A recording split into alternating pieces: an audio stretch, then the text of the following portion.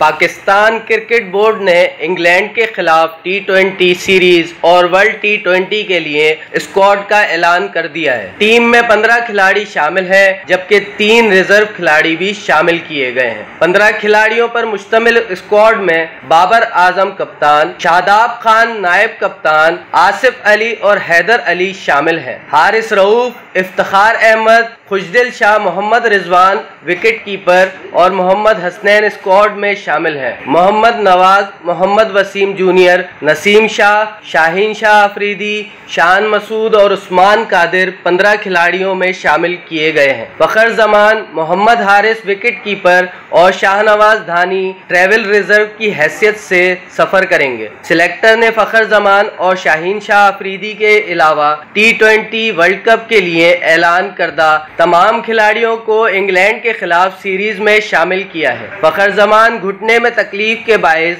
England series के लिए दस्तयाब नहीं है। ऑलराउंडर आमिर जमाल और स्पिनर अबरार अहमद को भी इंग्लैंड के खिलाफ 7 T20 इंटरनेशनल मैचेस के लिए स्क्वाड में शामिल किया गया है।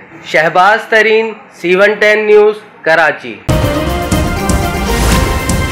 C110 न्यूज़, खबर की असल खबर।